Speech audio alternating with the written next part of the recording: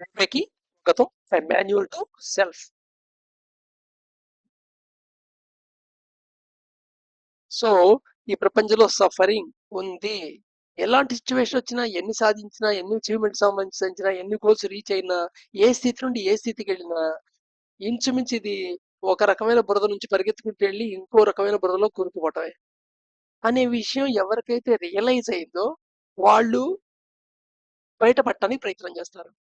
బయటకు పెట్టడానికి ప్రయత్నం చేయటం ఉందే అదే మాట ఇంతకుముందు కప్ ఎక్స్పెరిమెంట్ లో మీకు ఎక్స్ప్లెయిన్ చేయడానికి ప్రయత్నం చేశాను. సో దీంట్లో ప్రధానంగా కనపడేది యోగ మార్గం. సో యోగ మార్గంలో యోగా అనగానే అందరికి బాగా వెల్ నోన్ ఒకటే తెలుసు. ఏమిటది? బాగా పాపులర్ అయిపోయింది వరల్డ్ మొత్తం మీద. యోగాసనాలు. యోగాసనం అంటే ఏదో ట్విస్టింగ్ చేయటం, జిమ్నాస్టిక్స్, వంకర టింకరగా కూర్చోవటం కాదు. కష్టమైన ఆసనం వేసావు అనేది ఇంపార్టెంట్ కాదు. ఒక ఆసనంలో ఎంతసేపు ఉండగలిగావు అనేది అంతకంటే ఇంపార్టెంట్ కాదు. ఈ రెండు కేవలం నీ యొక్క ఎగోని, అహంభావాన్ని, యోగిక్ ఐ ని ఒక కాంట్రిబ్యూట్ చేస్తాయి నీ యొక్క విర్చువల్ సెల్ఫ్ లో. సో చాలా డేంజరస్ మాట అక్కడ కూడా. సో దీంట్లో కొన్ని నాకు తెలిసిన యోగా గురించి, యోగాసనాల గురించి నాకు తెలిసిన కొన్ని విషయాలు చెప్తాను. దీంట్లో చెప్పబోయే కొన్ని విషయాలు ఎక్కువ మంది విభేదించే అవకాశం కూడా ఉంది. కానీ నాకు దొరికిన అథెంటిక్ సోర్సెస్ పెట్టి మటుకు నేను చెప్పే మ్యాటర్ ఉంది. ఇది కేవలం నా యొక్క ఇన్సైట్ లోంచి వచ్చింది కాదు.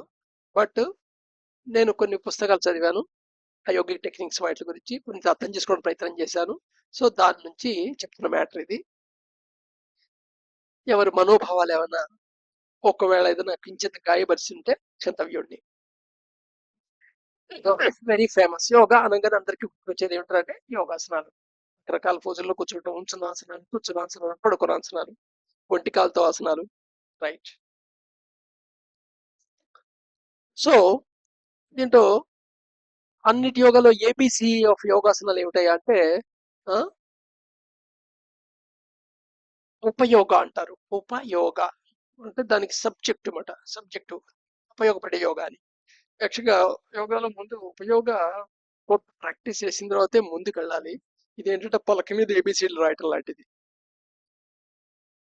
ఈ ఉపయోగ ప్రాక్టీస్లు జనరల్గా ఉంటాయంటే హ్యాండ్ ప్రాక్టీసెస్ ఉంటాయి, నెక్ ప్రాక్టీసెస్ ఉంటాయి, లెగ్ ప్రాక్టీసెస్ ఉంటాయి. నెక్స్ట్ యోగ నమస్కారం అనే ప్రక్రియ ఉంటుంది. నెక్స్ట్ తర్వాత ఆ ఆమ్ ఉచ్చరించడం ప్రాక్టీస్ ఉంటుంది. సో ఇవన్నీ ఉపయోగ.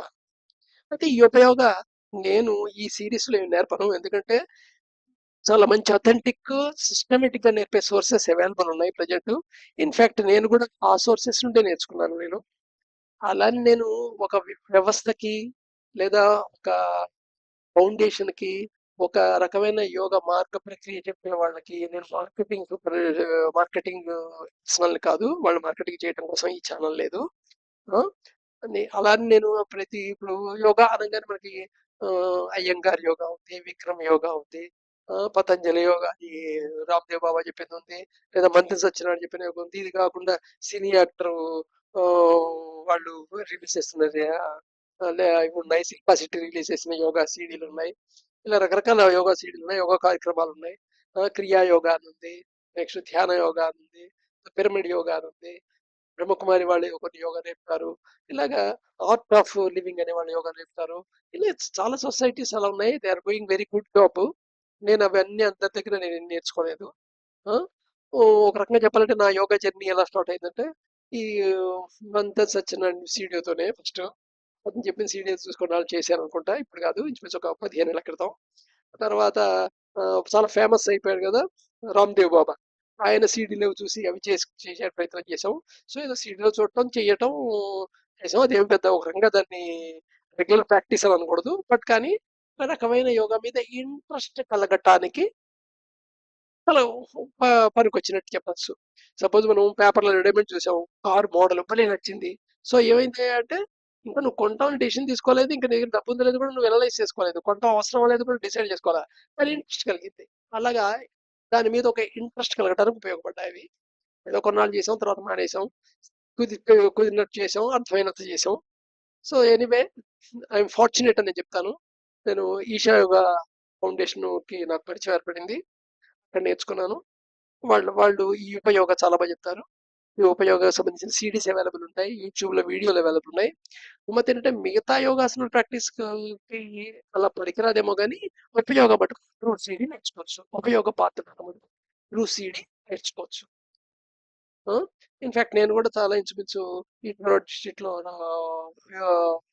చాలా చోట్ల ఈ ఉపయోగ ఎక్స్‌ప్లెయిన్ చేయడం జరిగింది. వాళ్ళకి నేర్పించడం కూడా జరిగింది గతంలో. సో, మీకు మటుకు ప్లెంటీ ఆఫ్ సోర్సెస్ అవైలబుల్ ఉన్నాయి. ఉపయోగం నేర్చుకోవడానికి. These can be learned with help of Isha apps.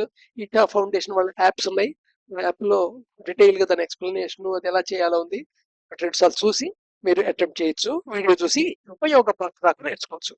అలాగే యూట్యూబ్‌లో కూడా ఈషా ఫౌండేషన్ వాళ్ళ వీడియోస్ అవైలబుల్ ఉన్నాయి. అలాగే వాలంటీర్స్ గానీ లేదా ఉపయోగ ప్రోగ్రామ్స్ కండక్ట్ చేస్తుంటారు వాళ్ళు.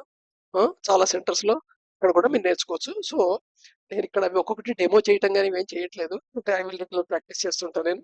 మీరు ఒకసారి చూడండి. చూసి అది అర్థం చేసుకొని ప్రాక్టీస్ మొదలెట్టండి. జస్ట్ ఇది పలక మీద ఆల్ రాయటం లాంటిదని అనుకోండి అంతే. హ్మ్. రైట్.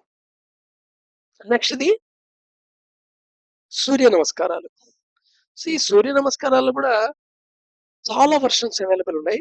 ఈవెన్ ఇంటర్నెట్‌లో తీసుకుంటే నేను ఒకసారి సూర్య నమస్కారాలు ఎన్ని రకాలు ఉన్నాయి అనేది బ్రౌజ్ చేస్తే దగ్గర దగ్గర 20 ప్లస్ మోడల్స్ కనబడ్డాయి. చిన్న చిన్న వేరియేషన్స్‌తో. కొన్ని ఇంక్లూజన్స్‌తో లేదా కొన్ని డిలీషన్స్‌తో కొన్ని ఉన్నాయి.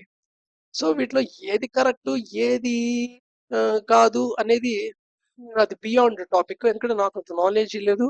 ఆ! ఇది కరెక్ట్ అని చెప్పేదాన్ని నేను అథెంటిక్ కాదు. అదే మామూలుగా సూర్య నమస్కారం చిన్నప్పుడు హై స్కూల్‌లో కూడా నేర్చుకోవడం జరిగింది. అప్పుడేదో చేసాం. రెగ్యులర్‌గా చేయలే ప్రాక్టీసు. ఏదో 2, 3 సార్లు చేసుంటాం, మానేసుంటాం. అలాగే ఆహ్, తర్వాత సూర్య నమస్కారాలు ఇంకో చోట కూడా ఎక్కడో సరే ఈ సంఘ పరివార్ వాళ్ళతో ఏదో ప్రోగ్రామ్‌కి వెళ్ళినప్పుడు అక్కడ నేర్పించడం జరిగింది. ప్రాక్టీస్ అయితే చేయలేదు.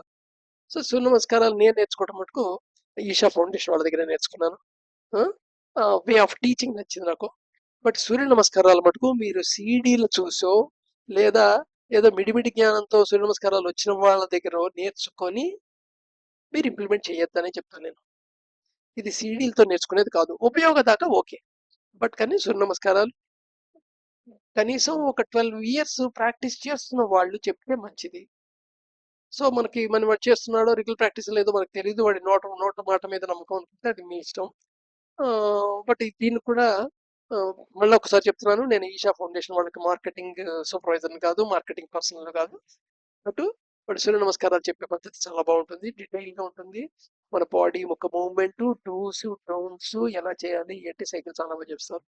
నేను సూర్య నమస్కారాలు వాళ్ళ దగ్గర నేర్చుకుని దగ్గర దగ్గర 12 ఏళ్ళు దాటింది. 12 ఏళ్లు బట్టి రెగ్యులర్‌గా ప్రాక్టీస్ చేస్తున్నాను.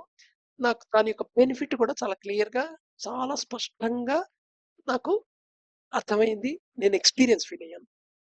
సో, అందుకోసం చెప్పగలను. చెప్పే పద్ధతి బాగుందనే విషయం నేను ప్రాక్టికల్‌గా చెప్పగలను. సో, సూర్య నమస్కారం ఒక అథెంటిక్ సోర్స్ దగ్గర నేర్చుకోండి. నేర్చుకుంటే ఇది ఒక రకంగా సంపూర్ణమైన ఎక్సర్‌సైజ్. యాక్చువల్‌గా body is meant to move. సూర్య నమస్కారాలు చేస్తే బాడీ ఫ్లెక్సిబిలిటీ వస్తుంది. మీకే తెలుస్తుంది. మీ ఎనర్జీ డిఫరెంట్‌గా ఉంటాం. Energy level, active level, pattern of thinking ఇవన్నీ ఎలా ఉంటాయనేది మీకే తెలుస్తుంది. సో, నేర్చుకొని మీరు ప్రాక్టీస్‌లో పెట్టండి. అఫీషియల్ వాళ్ళ ఎవరి దగ్గర నేర్చుకోవడానికి ప్రయత్నం చేయండి. అందుకని సీడీలు, వీడియో వీడియోలు చూసి మటుకు ఇలా వెళ్ళిపోతుంది. ఏదైనా ఆథరైజ్డ్ వాళ్ళ దగ్గర నేర్చుకోండి. దీంట్లో వర్షన్స్ అయితే డిఫరెంట్ వర్షన్స్ ఉన్నాయి. ఒక వర్షన్‌కి ఒక వర్షన్‌కి పొజిషన్స్‌లో తేడా ఉంటే ఈవెన్ నేను ఇప్పుడు స్లైడ్‌లో పెట్టానే ఇది కూడా ఒక వర్షను. ఆహ్, ఈషా వాళ్ళ వర్షన్ అయితే కాదు ఇది. బట్ ఆల్మోస్ట్ దానికి కొంచెం దగ్గరగా అనిపించింది. అందుకోసమని పెట్టాను. So, right.